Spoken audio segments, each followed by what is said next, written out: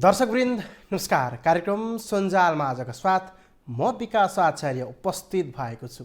यो कार्यक्रम हरेक दिन शनिबार बाहेक राति 9:15 बजेदेखि ग्लोबल टेलिभिजनबाट प्रत्यक्ष प्रसारण हुन्छ।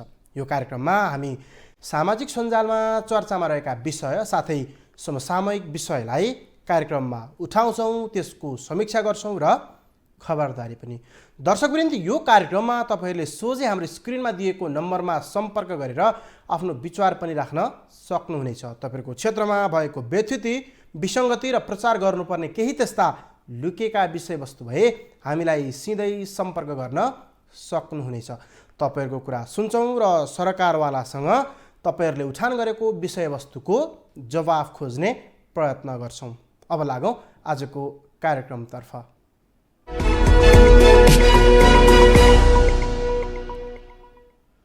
कार्यक्रमको सुरुमै नेपाल कम्युनिस्ट पार्टी माओवादी केन्द्रको 8औं राष्ट्रिय महाधिवेशनको प्रसङ्ग। नेकपा माओवादी केन्द्रले पार्टी अध्यक्ष पुष्पकमल दाहाल प्रचण्डले बन्द सत्रको पहिलो दिन वाचन गरेको राजनैतिक प्रतिवेदनमाथिको छलफल सकाएको छ। 25 समूहमा बाँडेर गरिएको छलफल बिहिबार नै सकिए पनि अध्यक्ष दाहालले जवाफ दिने कार्यक्रम भने शुक्रबारलाई राखिएको थियो।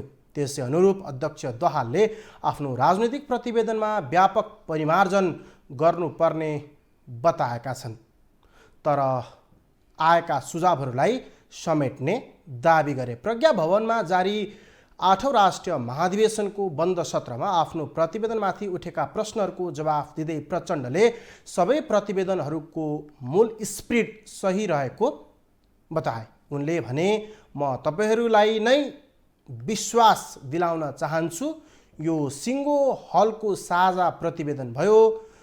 म्यासिभ परिवर्तन गर्नुपर्ने मैले देखेको छैन, तर सबैको सुझाव समेटेर यो प्रतिवेदन तपाईहरूले पाउनुहुन्छ।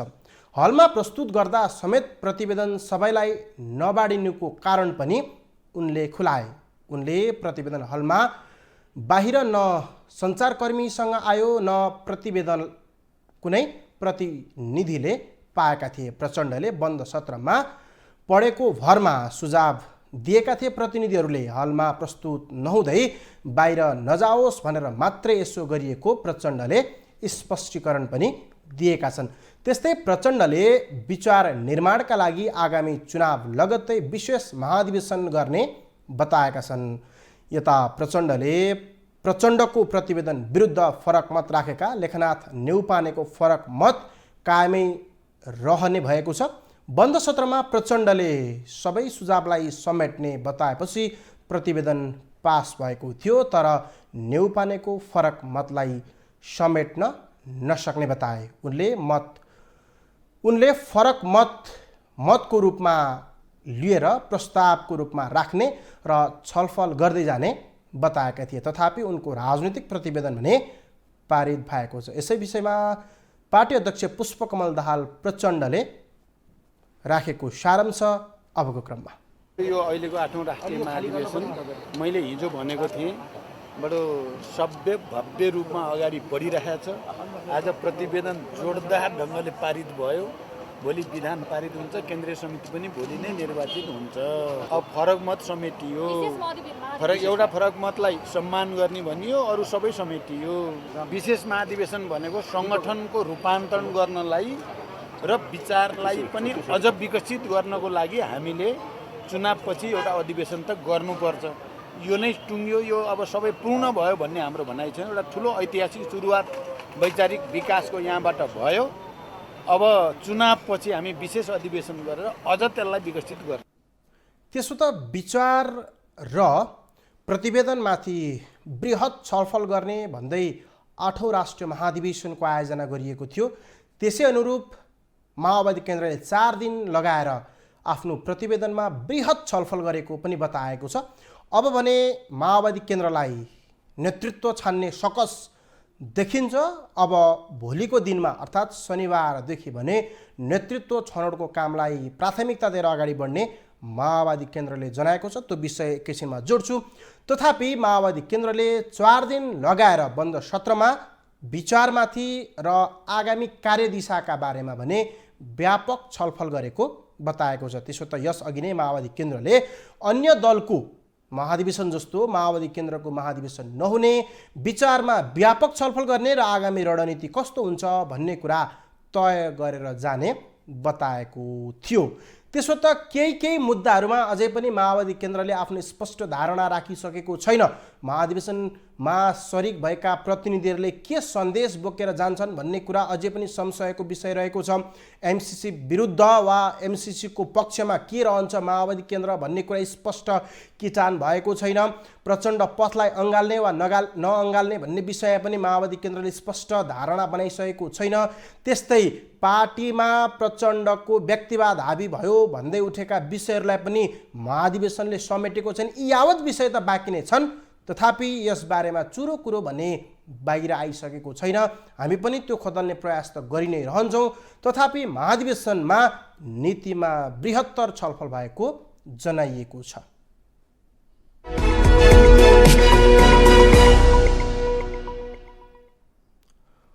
अबको प्रसङ्ग एउटा विषय छ जुन विषयले शुक्रबार दिनभरि नै मुलुकको राजनीति गर्मागरम बनायो।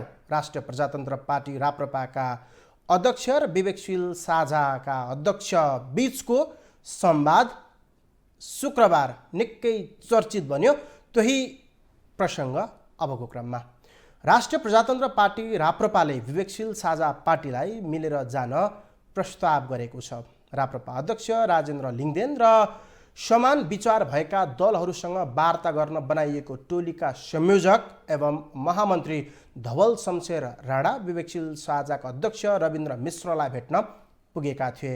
मिश्रको निवासमा भएको भेटमा राप्रपा नेताद्वयले मिलेर जान प्रस्ताव राखेको बताइएको छ। जवाफमा मिश्रले दुवै पार्टी एक आपसमा मिल्ने सम्भावना नरहेको पनि जानकारी दिएको बताइएको छ। तर आफूहरूले वैकल्पिक शक्तिको ध्रुवीकरणको प्रयास गर्दै आएकाले दुवै पार्टी मिलाएर नयाँ शक्ति निर्माण गर्ने खालका कुरा रहेको बताएको छ।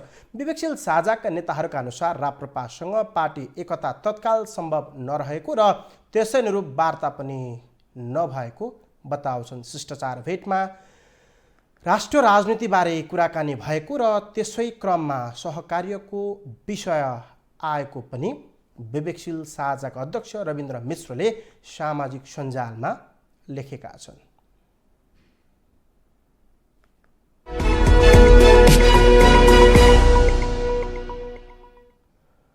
हामीले यही भेटलाई नै आधार मानेर विवेकशील साझा र राप्रपाका अध्यक्ष द्वय अध्यक्षको भेटले जुन राजनीतिक गरम बनाएको छ यसै विषयमा केन्द्रित रहेर केन्द्रीय सदस्य आशिष रेग्मीसँग संवाद गर्न खोज्दैछौँ। आउनुहोस् उहाँसँग कुरा गरौँ। रेग्मीजी, स्वागत छ तपाईँलाई कार्यक्रममा। सबैभन्दा सुरुमा शुक्रबार एउटा विषयले नेपालको राजनीति निकै तात्यो विषय थियो राप्रपाका अध्यक्ष र विवेकशीलका अध्यक्ष बीचको भेटघाट। यो भेटघाट सामान्य भेटघाट थियो वा पृथक अन्य भेटघाट भन्दा अलिक फरक भेटघाट थियो? कसरी हेरिन्छ यसलाई?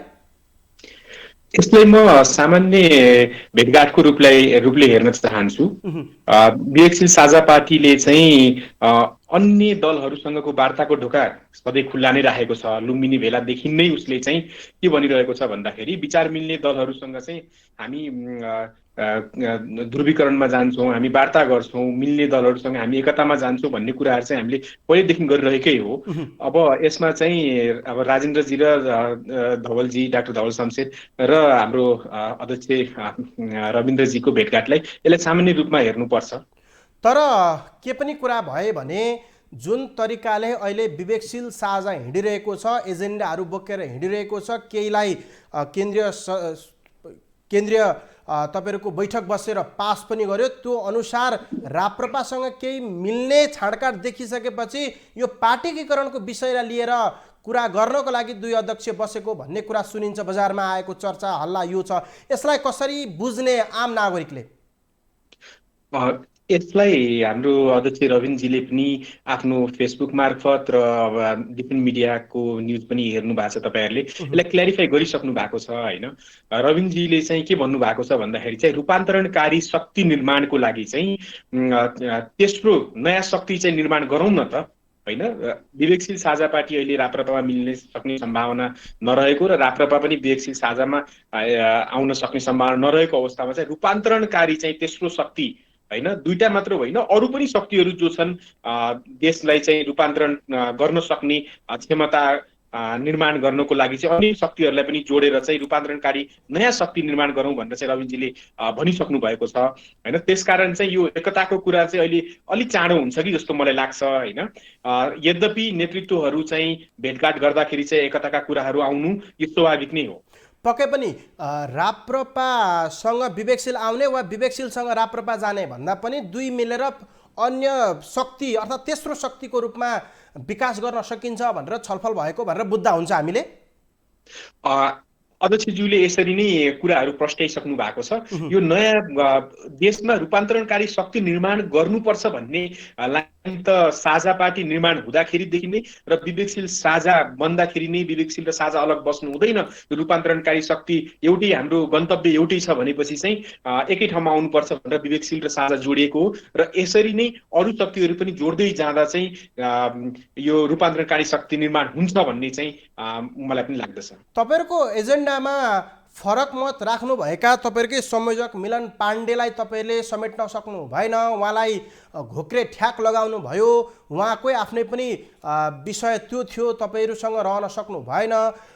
केही साथीहरूले तपाईहरुको पार्टीबाट राजीनामा पनि दिएर निक्लिसक्नु भएको छ, अलगिनु भएको छ र तपाईहरु त्यो तरिकाले अगाडि बढ्दै गर्दाखेरि जुन वैकल्पिक शक्ति भनेर तपाईहरु उदाइराख्दा र यो क्रियाकलाप राजनीतिक वृत्तमा चलिरहँदा यसले चाहिँ विवेकशील प्रतिको जुन हिजोको चाम थियो त्यो घटे जस्तो लाग्छ लाग्दैन वा के भइरहेको छ? यसलाई त्यति कठोर पनि नभनौं। यो हामीले जस्तो रविन्द्र मिश्रजीले चाहिँ जुन विचारभन्दा माथि देश भनेर जुन दस्तावेज ल्याउनु भयो त्यो दस्तावेजलाई चाहिँ पार्टीको केन्द्रीय तहमा चाहिँ 2/3 भन्दा बढी साथीहरूले चाहिँ साथ दिँदै चाहिँ त्यो पास भएको हो र तपाईले जुन भन्नुभयो कि केही साथीहरू छोडेर जानुभयो भन्दाखेरि वो विमतिहरू रहन्छन्। पार्टी निर्माण चरणमा होस् या पार्टी निर्माण भइसकेका कांग्रेस एमालेहरुमा त विमति रहन्छन् भने हामी पार्टी निर्माणको चरणमा छौं, विमतिहरू रहन्छन्। तर विमति रह्यो भन्दैमा चाहिँ पार्टी छोड्नुपर्ने जरुरी चाहिँ होइन। यद्यपि चाहिँ केही साथीहरू हैन 10-12 को संख्यामा चाहिँ केही साथीहरूले छोडेर जानुभयो, तर हाम्रो संगठन मेची टु महाकाली हाम्रो संगठन जस्तो छ त्यस्तै नै रहेको छ। 1-2% तलमाथि भएको होला, त्यो भनेको 10-12 जनाले चाहिँ छोडेर जानु भएको छ। त्यसले खासै त्यति धेरै असर गर्दैन भन्छु मैले। र मिलनजीको जो कुरा गर्नुभयो घोक्रे ठ्याक भन्नुभयो, त्यो घोक्रे ठ्याक भनेर त्यसरी नभनौं। उहाँलाई चाहिँ जुन हाम्रो विधि छ, हाम्रो जो विधान छ त्यस अनुसार चाहिँ केही मिटिङहरुमा नआएको र मिडियाबाजी पार्टीलाई धुलमुल हैन पार्टीलाई असर गर्ने किसिमले चाहिँ पार्टीका लेटर प्याडहरु प्रयोग भएको कारणले चाहिँ बारम्बार चेतावनी दिँदा पनि नमानेको र स्पष्टीकरण पनि सही नआएको कारणले चाहिँ उहाँलाई कारबाही गर्नुपर्ने अवस्था सृजना भएको हो। यद्यपि फरक मत राख्ने अरू साथीहरू कसैलाई पनि कारबाही चाहिँ भएको छैन। त्यही त तपाईहरु नयाँ राप्रपा बन्न खोज्नु भयो, त्यसको विमति राख्दा उहाँ चाहिँ अलग्गिनु भयो, यसरी बुझौं? होइन, यसलाई नयाँ राप्रपा नभनौं। यसलाई चाहिँ के बुझौं भन्दाखेरि चाहिँ हामी राष्ट्रवादको नारा लिएर चाहिँ हामी नेपाल फर्स्ट हैन, जसरी अमेरिका फर्स्ट भन्छ त्यसरी नेपाल फर्स्ट भनेर चाहिँ रविन्द्र मिश्रजीले चाहिँ विचारभन्दा माथि देश राखेर चाहिँ जुन दस्तावेज ल्याउनु भयो त्यो दस्तावेजमा चाहिँ उहाँहरूले फरक मत राख्नुभयो। फरक मत यद्यपि राख्दै पनि उहाँहरूको फरक मतले उहाँहरूले प्रुभ गर्न सकेको भए पार्टीलाई चाहिँ पार्टीमा चाहिँ उहाँहरूको एजेन्डामा चाहिँ बहुमत जुटेको भए त्यसैलाई नै आधार मानेर हिँड्न सकिन्थ्यो। तर त्यो नभएको हुनाले चाहिँ पार्टी अलि दस्तावेज विचारभन्दा माथि देशको दस्तावेजमा नै अगाडि बढेको छ र यसलाई चाहिँ अर्को राप्रपा भनेर नबुझौं, किनकि नरम दक्षिणपन्थी धार समाउनु भनेको राप्रपा नै हुनु भन्ने होइन। यो पार्टी आफैमा चाहिँ एउटा रूपान्तरणकारी शक्ति निर्माणको चरणमा छ। त्यस अर्थमा चाहिँ यसलाई राप्रपा भन्दा पनि यो पार्टी चाहिँ नयाँ सिरामा चाहिँ अगाडि बढ्यो भनेर चाहिँ बुझिदिनु हुन आग्रह गर्दछु। पक्कै तपाईँहरूको त्यो बुझाइ, तपाईँहरूको त्यो स्पष्टीकरण आउँदै जाला। तथापि विचारभन्दा माथि देश जुन तरिकाले प्रस्तावना ल्याइयो त्यसमा अधिकांश कुराहरू चाहिँ राप्रपासँग मिल्दोजुल्दो जस्तो देखिन्छ। त्यो हिसाबले पनि यो भेट जुन द्वय अध्यक्ष बीचको भइसकेपछि चाहिँ अझ बढी पार्टी नजिक हुन वा पार्टी एकीकरण हुन सक्ने सम्भावनालाई औल्याउँदै बजारमा चर्चा भएको थियो। यो भेटले त्यसको पुष्टि गर्छ भन्ने तरिकाले बजारमा चर्चा भइरहेको मैले त्यो प्रश्न राखेको हजुरलाई। हो, कुनै पनि आयाम चाहिँ विवेकशील साझा पार्टीले कुनै पनि आयाम चाहिँ बन्द गरेको छैन। रूपान्तरणकारी शक्ति बन्नको लागि चाहिँ कल्याणकारी लोकतन्त्रको जो कुरा गरिरहेको छौँ हामीले, त्यसमा कुनै पनि कम्प्रोमाइज नगरिकन चाहिँ हामी अगाडि बढ्न सक्छौँ। एकताका कुरा होलान् होइन, चुनावी गठबन्धनका कुरा होलान्, यो हरेक आयाम चाहिँ विवेकशील साझा पार्टीले चाहिँ खुला नै राखेको छ, हरेक ढोका खुला नै राखेको छ। यद्यपि जब एजेन्डाको कुरा जो गर्नुहुन्छ, विवेकशील केही न केही एजेन्डा कुनै न कुनै पार्टीसँग मिल्दोजुल्दो नै हुन्छ। जसरी हामीले संहिता खारेजी भनेका छौँ, त्यो हाम्रो चित्रबहादुर केसीजीको एजेन्डासँग मिल्न जान्छ। हामीले हिन्दू राज्य भनेर चाहिँ भनिसकेको अवस्था होइन। हामीले चाहिँ धर्मनिरपेक्षतामा चाहिँ जन्म सङ्ग्रह गर्नुपर्छ, जनताको राय लिनुपर्छ, बुझ्नुपर्छ भनेर भनेका छौँ। विचारभन्दा माथि देशले गणतन्त्र खतरामा छ भनेर चाहिँ भनेको छ। यद्यपि राज संस्थाको वकालत गरिसकेको अवस्था चाहिँ छैन। त्यसर्थमा चाहिँ संहिता खारेजीको मुद्दा मात्र चाहिँ अहिले मिलेको अवस्था हो। त्यसलाई चाहिँ राप्रपासँग सबै एजेन्डा मिल्छ भनेर चाहिँ नबुझिदिन हुन आग्रह गर्दछु। यद्यपि आउने दिनहरूमा चाहिँ एकता या नयाँ शक्ति निर्माण या चुनावी गठबन्धनका ढोकाहरू चाहिँ खुला नै रहन्छन्। अब तपाईँसँग जोडिसकेपछि राष्ट्रिय राजनीतिको कुरा नगर्ने भए अझ बढी खल्लो होला, मैले त्यो बुझेँ। रेग्मीजी, अहिले पछिल्लो समय जुन एमसिसीको कुरा चर्चामा रहेको छ, तपाईँ आफै पनि एकजना केन्द्रीय सदस्य भएको हिसाबमा विवेकशील साझाको धारणा चाहिँ के हो, के कसरी अगाडि बढ्ने भन्ने विवेकशीलको सोच छ, अर्थात् मुख्य कुरा छ? एमसिसीको बारेमा हाम्रो केही समय अगाडि हाम्रो प्रवक्ता सरराज पाठकजीको मार्फत पार्टीको विज्ञप्ति नै आइसकेको अवस्था छ। यो एमसिसी चाहिँ जसरी चाहिँ अहिले नेपालमा पारित गर्न खोजिएको छ, यस्तो अवस्थामा चाहिँ देशको हित नहुने, केही बुँदाहरू पनि परिवर्तन नगरिकनै अगाडि बढ्ने हो भने त्यसलाई खारेज गरिदिए पनि फरक पर्दैन भन्ने लाइनको विवेकशील साझा पार्टीले चाहिँ लाइन समातेको छ। अब अन्तिममा जस्तै कि जुन तरिकाको अहिले व्यवस्था माथि नै प्रहार हुने खालको, अर्थात् भनौँ न बाह्य शक्तिले यसलाई प्रभाव पार्ने खालको भन्दै जुन सडक आन्दोलनदेखि लिएर सदनमा पनि यो तरिकाको विरोधदेखि लिएर हरेक कुराहरू भइरहेको छन्, एमाले सदनलाई निरन्तर अवरुद्ध गरिरहेको छ, यस विषयमा चाहिँ विवेकशील साझाले आफ्ना विज्ञप्तिहरू भनाइहरू चाहिँ ढिलो गरेको वा नल्याएको भन्ने तपाईँहरूलाई आरोप लाग्दै गरेको छ कि यो विषयमा चाहिँ तपाईँले त्यसरी आधिकारिक धारणा सार्वजनिक गर्न चाहिँ किन ढिलाइ गरिराख्नु भएको छ? होइन, यसमा आधिकारिक धारणा आइसकेको छ। यद्यपि यो कोरोनाले गर्दाखेरि चाहिँ हामीले अभियानहरू छिर्न नसकेको अवस्था हो, तर हाम्रो आधिकारिक धारणा आइसकेको छ। केही बुँदाहरू चाहिँ जो परिवर्तन गर्नुपर्छ भन्ने छ, ती बुँदाहरू परिवर्तन नगरेर अगाडि बढ्ने हो भनेपछि एमसिसी खारिज गरे पनि फरक पर्दैन भन्ने लाइन नै विवेकशील साझा पार्टीले समातेको छ। आधिकारिक तवरले नै प्रवक्ता शरदराज पाठक मार्फत नै हामीले विज्ञप्ति नै जारी गरिसकेका छौँ। हस् आशिषजी, व्यस्त समय दिनुभयो, धेरै धेरै धन्यवाद। हस्, धन्यवाद। उहाँ हुनुहुन्थ्यो केन्द्रीय सदस्य विवेकशील साझा पार्टी आशिष रेग्मी, जुन राप्रपा अध्यक्ष र विवेकशील साझाका अध्यक्ष द्वय बीचको भेटघाटले राजनीति निकै गरमागरम बन्यो शुक्रबार। के दुई पार्टी मिल्ने पो हो कि वा त्यो मिल्ने सम्भावना छ कि भन्ने तरिकाले अड्कलबाजी पनि भए।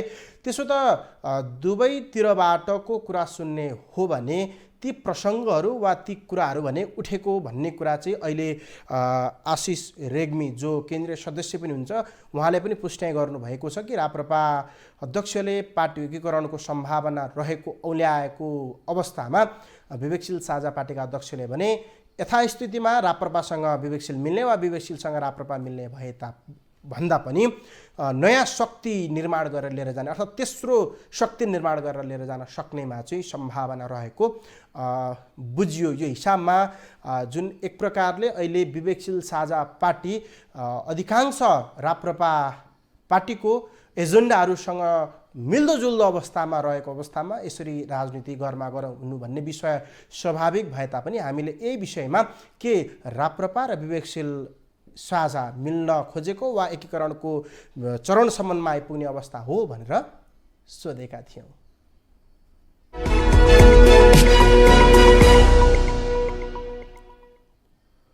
अबको प्रसङ्ग एमाले अध्यक्ष केपी शर्मा ओलीको एउटा आरोप र प्रचण्ड र नेपालप्रति अर्थात् भनौँ माधव नेपालप्रतिको कटाक्षको यो प्रसङ्ग। नेकपा एमालेका अध्यक्ष पूर्व प्रधानमन्त्री केपी शर्मा ओलीले अहिलेका माओवादी केन्द्रको अध्यक्ष पुष्पकमल दाहाल प्रचण्ड र नेकपा एकीकृत समाजवादीका अध्यक्ष माधव कुमार नेपाललाई सेनापति विरुद्ध लागेर आफ्नै सरकार ढालेको आरोप लगाएका छन्। अङ्ग्रेज युद्धका बेला बङ्गालका सेनापतिहरूले विरोधीसँग मिलेर आफ्नालाई नै हराएको उदाहरण दिँदै ओलीले प्रचण्ड माधवप्रति कटाक्ष गरे। एक भेलालाई सम्बोधन गर्दै अध्यक्ष ओलीले आफ्नै नेतृत्वको सरकारले देशमा थुप्रै विकासका काम गरेको र त्यसलाई सहन नसकेर आफन्तहरूले नै सरकार ढालेको आरोप लगाए। सुनौ यो आरोप सुरुमा। अलिकति इज्जत छोड्ने हो भने त कहिले पनि सरकारबाट हट्नु नपर्ने अवस्था छ। जस्तो प्रचण्डजीहरू हट्नुहुन्न, महुँदा पनि उहाँहरू सरकारमै हुनुहुन्छ, काङ्ग्रेस हुँदा पनि सरकारमा हुनुहुन्छ, अर्को हुँदा पनि सरकारमा हुनुहुन्छ। अलिकति इज्जत छोड्यो भने त जहिले पनि सरकारमा बस्नु पाइने खालको इज्जत साथ मात्रै कि सरकारमा हुन्छ कि प्रतिपक्षमा हुन्छ, कि आफ्नो नीति कार्यान्वयन गर्छ कि गलत नीतिका विरुद्ध लड्छ र आफ्नो नीति कार्यान्वयन गर्ने। अब हामी बीचमा एउटा अनावश्यक हिंसाको चपेट। अध्यक्ष ओलीले सरकार विद्यार्थीलाई विदेश पठाउने दलाल जस्तो भएको आरोप पनि लगाए। पछिल्लो पटक सरकारसँग भएको एक सम्झौतामाथि टिप्पणी गर्दै ओलीले प्रधानमन्त्रीले 7वटा माग पुरा गर्न 9 बुँदे सम्झौता गरेको, नर्सिङ पढ्न नेपालमै नदिने, विद्यार्थी विदेश पठाउने दलालको रूपमा काम गरिरहेको पनि आरोप लगाए। सुनौ यो पनि। अलिकति इज्जत छोड्ने हो भने त कहिले पनि सरकारबाट हट्नु नपर्ने अवस्था छ। जस्तो प्रचण्डजीहरू हट्नुहुन्न, महुँदा पनि उहाँहरू सरकारमै हुनुहुन्छ, काङ्ग्रेस हुँदा पनि सरकारमा हुनुहुन्छ, अर्को हुँदा पनि सरकारमा हुनुहुन्छ। अलिकति इज्जत छोड्यो भने त जहिले पनि सरकारमा बस्नु पाइने खालको इज्जत साथ मात्रै कि सरकारमा हुन्छ कि भेलामा ओलीले आँसु पुस्दै मुटु गाँठो पारेर विदेश जानेको पीडाबारे आफू जानकार रहेको भन्दै रेमिट्यान्सबाट देशको आर्थिक उन्नतिमा योगदान पुर्याएका युवाको प्रशंसा पनि गरे। त्यसो त पछिल्लो समय केपी ओली होस् वा माधव नेपाल वा पुष्पकमल दाहाल प्रचण्ड कुनै कार्यक्रममा जाँदा एकले अर्कालाई गाली नगरेको वा कटाक्ष नगरेको सुन्न बिरलै पाइन्छ।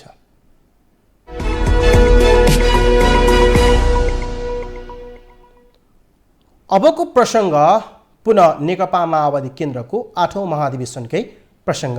नेकपा माओवादी केन्द्रको काठमाडौँमा जारी महाधिवेशनबारे मिडिया ब्रिफिङ गर्दै प्रवक्ता कृष्णबहादुर महराले शनिबार महाधिवेशन सकिने दावी गरेका छन्। 6 दिनदेखि जारी महाधिवेशनले शनिबार नै नेतृत्व चयन गर्ने उनले बताए। प्रवक्ता महराको अभिव्यक्तिले नेतृत्व चयनका लागि चुनावी प्रक्रिया नहुने सङ्केत गरेका छन्। सुनौ यो सुरुमा। अध्यक्ष कमरेडको डकुमेन्टको प्रष्टीकरण त लामो सुनि नै हाल्नुभयो। अब त्यसमा मैले भन्नुपर्ने कुरा भन्दा पनि वास्तवमा कतिपय कुराहरू मूल स्पिरिट एकदम ठिक छ भन्ने नै आयो। सबै समूहबाट त्यसको मूल स्पिरिटमा सहमति आयो र बाँकी केही सुझावहरू आए। बाँकी केही सुझावहरूमा खास गरेर सबै टपिक्सहरूमा राष्ट्रिय परिस्थिति, अन्तर्राष्ट्रिय परिस्थिति, पार्टी सीमा अवलोकन, सूचना प्रविधिको युग, यी सबै विषयमा सुझावहरू थप यदि गर्दा राम्रो हुन्छ भन्ने सुझावहरू आछन् धेरैजसो। त्यो सुझावलाई अध्यक्षले स्वीकार गर्नुभएको छ र समावेश गर्ने कुरा राख्नु भएको छ। कतिपय कुरा चाहिँ केन्द्रीय कमिटीका, थाई कमिटीका साथीहरूले राख्नुभएको कुराहरूलाई सकारात्मक सुझावहरूलाई समावेश गर्ने र केही खास गरेर केन्द्रीय कमिटीका एकजना सदस्य लेखनाथ न्यौपानेले अलिकति त्यो डकुमेन्टको विषयमा फरक मत राख्नु भएको छ, जुन फरक मतकै रूपमा राख्ने, फरक मत समावेश गर्न गाह्रो छ, सकिँदैन भन्ने छ। नेकपा माओवादी केन्द्रको महाधिवेशन अब नेतृत्व छनौटको क्रम मात्रै बाँकी छ। लगभग अध्यक्षको प्रतिवेदन पनि पारित गरिसकेको छ भने अब नेतृत्व छनौट शुक्रबार हुने भएको छ, माफ गर्नुहोला, शनिबार हुने भएको छ।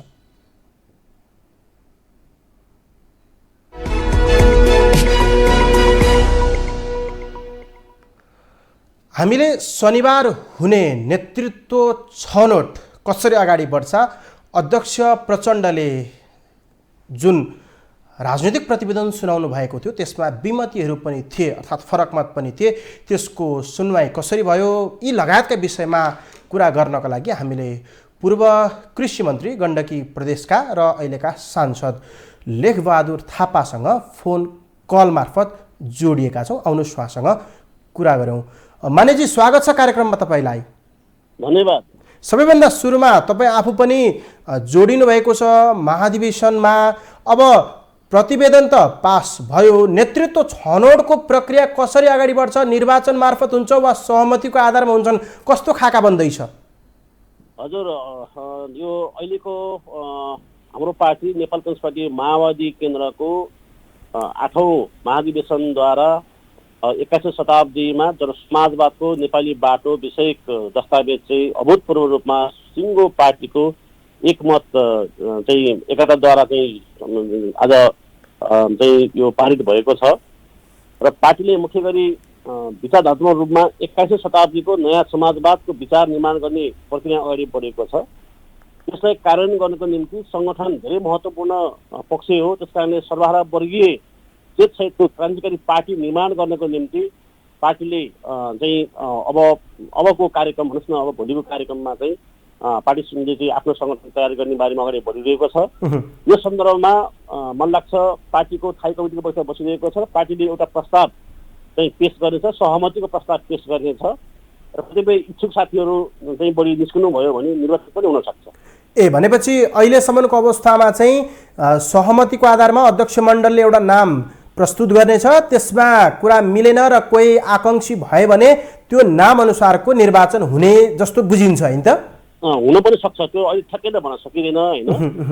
तर पनि चाहिँ अब सबै क्षेत्र, वर्ग, जाति, समुदाय मिलाएर, क्लस्टर मिलाएर र सबैलाई सम्बोधन हुने गरी अगाडि आयो र नेतृत्वको एउटा चाहिँ विचारको आधारबाट समानुपातिक समावेशी क्लस्टर सहित मिसाएर अहिले पार्टीको संविधान र चाहिँ अब यो निर्वाचन ऐन अनुसार मिलाएर सबै तहबाट आयो भने चाहिँ सर्वसम्मति हुन सक्छ।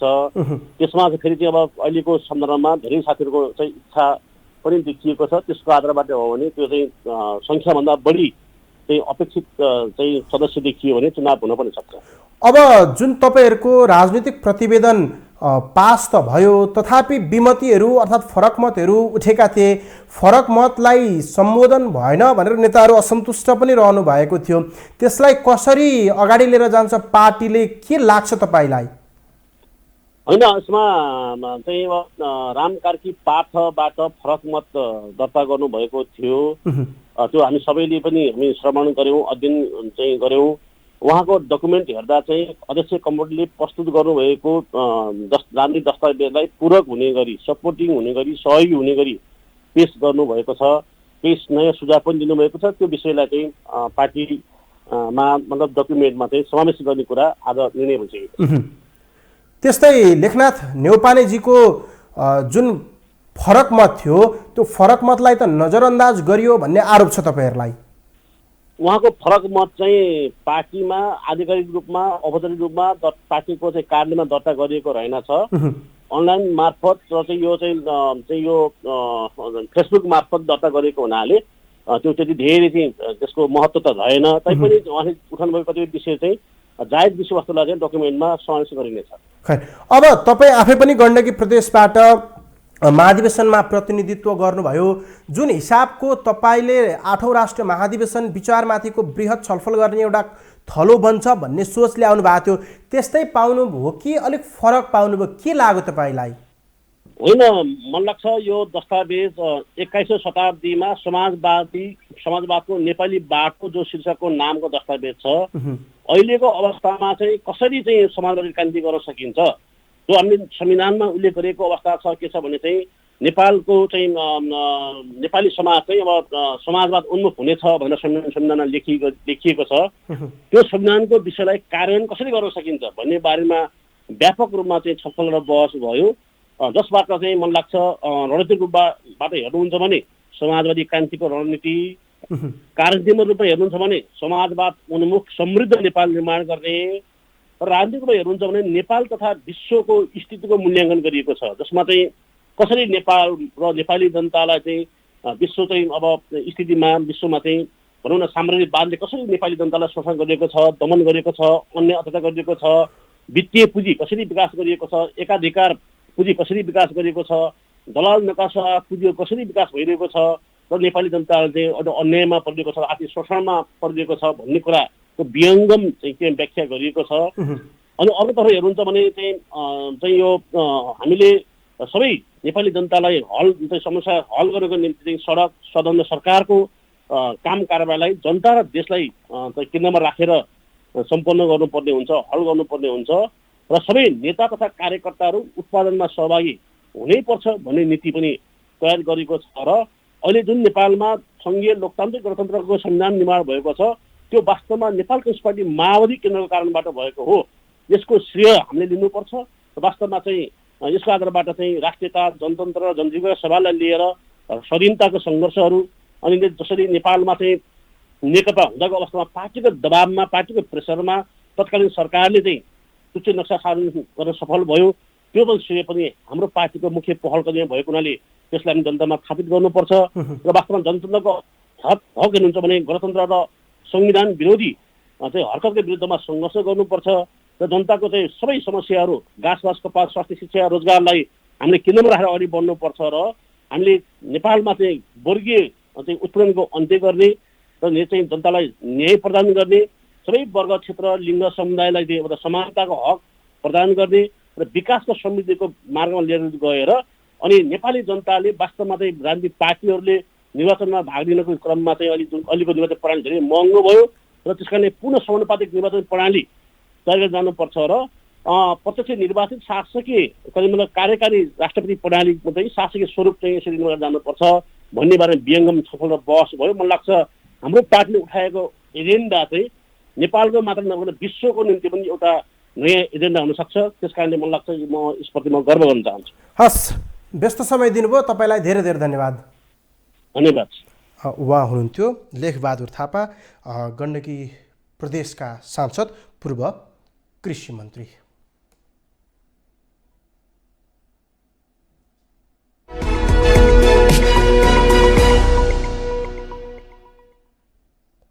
अबको प्रसङ्ग एमाले नेता भीम रावलको सुझावको प्रसङ्ग।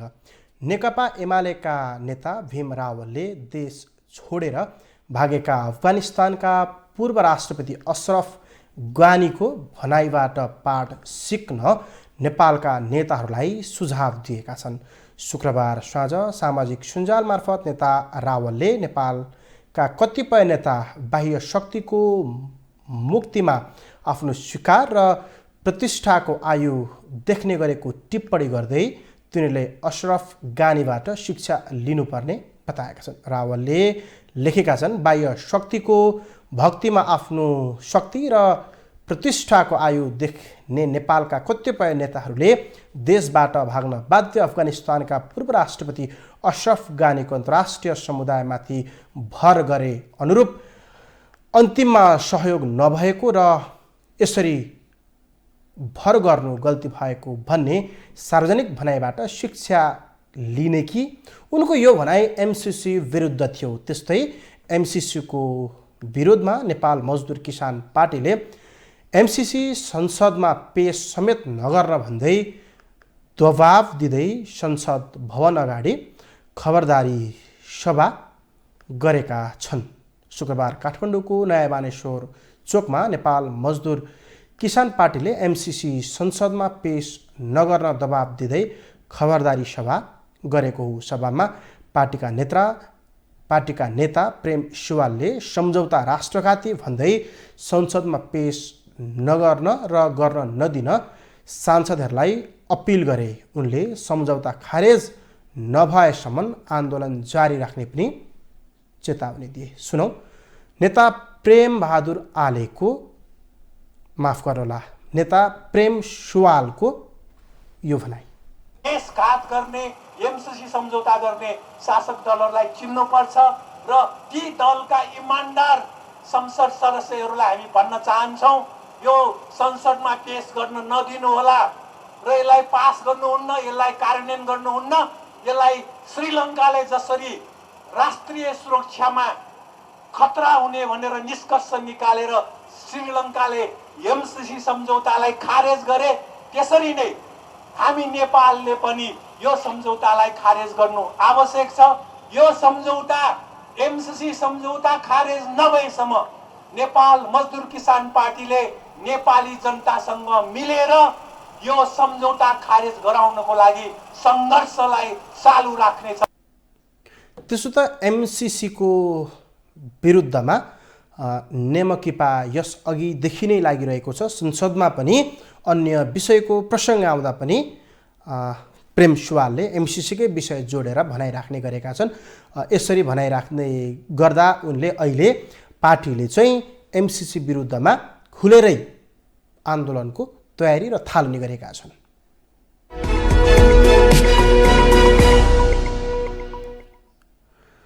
शुक्रबार संस्कृति पर्यटन तथा नागरिक उड्डयन मन्त्री प्रेम बहादुर आले आफ्नो इमान बेचेर मन्त्रीको कुर्सीमा नबस्ने भन्दै एउटा कार्यक्रममा झोकिए। एक कार्यक्रममा बोल्दै मन्त्री आलेले इमान बेचेर मन्त्रीको कुर्सीमा नबस्ने बताएका थिए। उनले हाल छानबिनका क्रममा रहेका बोर्डका सिइओ धनञ्जय रेग्मीलाई साँडेको संज्ञा पनि दिएका छन्। सुनौ प्रेम बहादुर आलेको यो आक्रोश। अहिले दैनिक 1000 बढी सेवाग्राहीहरूले सेवा पाइराखेका छन्। अब त्यो मैले गर्दाखेरि ट्याक्सीवाला त मैले त रिसाएँ नि। अब यहाँ साँडे उड्दा ल्याएर चाहिँ राजनीति नियुक्ति दिन्छ। अनि त्यो साँडे कस्तो हुन्छ भन्दाखेरि गरेर आउँछ हेर्नुहोस्। त्यो भर्खरै म पद बहाली गरेको गरेर आउँछ हेर्नुहोस्। अब त्यो बिचरा चाहिँ प्राणाहरू आउनुभएको छ, बुढापाकाहरू आउनुभएको छ, बधाई दिन आउनुभएको छ। एकछिन तपाईँ बस्नु त सिओ साहब। अनि यहाँ उफ्रिँदै आएर यहाँ साँडे यहाँ आएर मन्त्रीले त मलाई टेडिन यसो त मेरो क्लाइमेक्स मिल्दैन। क्लाइमेक्स मिल्नको लागि महाराज मैले जाँड खाने हुनु पर्यो, म रक्सी खाँदैन। उनले यसरी झोकिरहँदा त्यहाँ उपस्थित अन्यले ताली पिटिरहेका थिए भने कोही हाँसिरहेका थिए। त्यसो त प्रेम आले प्राय जस्तो कार्यक्रममा जाँदा हाँसी मजाकको पात्र पनि गर्ने गरेका छन्। मन्त्री आले यस अघि पनि विभिन्न कुराले गर्दा चर्चित पनि बने भने उनी चर्चाको शिखरमा जति बेला बोल्छन् त्यतिखेर पर्ने गरेका छन्।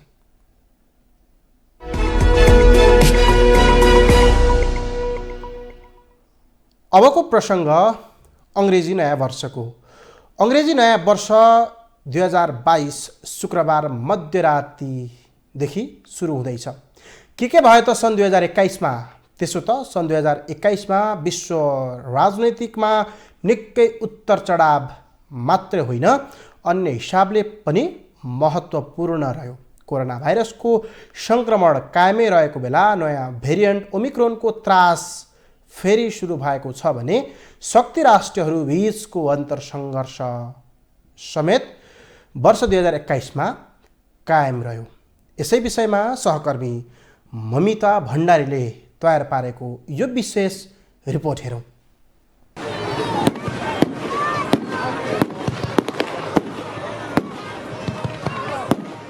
शनिबार अङ्ग्रेजी नयाँ वर्ष 2022 सुरु हुँदैछ।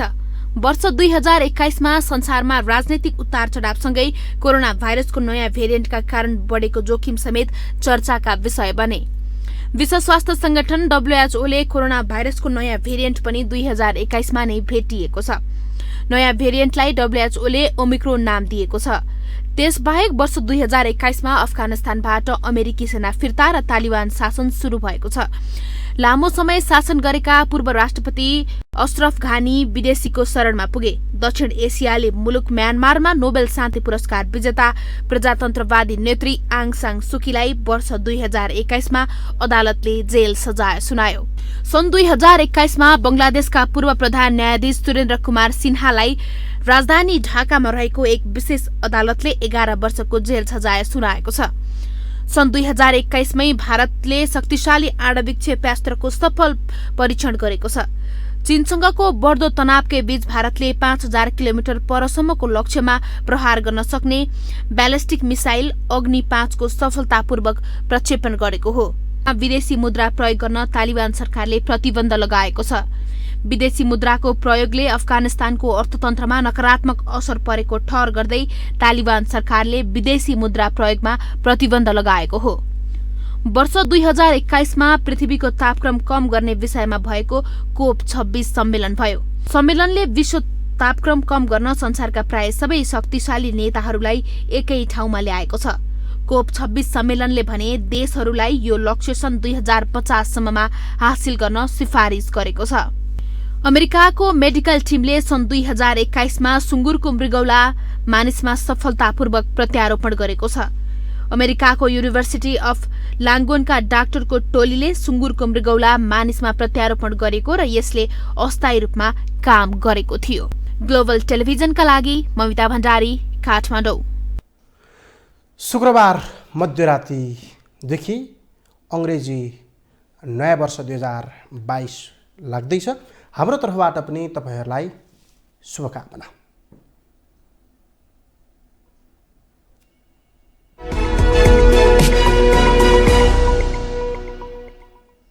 हवस् त अहिलेलाई सञ्जालमा आज यति नै। ग्लोबल टेलिभिजन तपाईँ फेसबुक तथा युट्युबमा पनि प्रत्यक्ष हेर्न सक्नुहुनेछ। ग्लोबल टेलिभिजन हेर्दै गर्नुहोला। नमस्कार।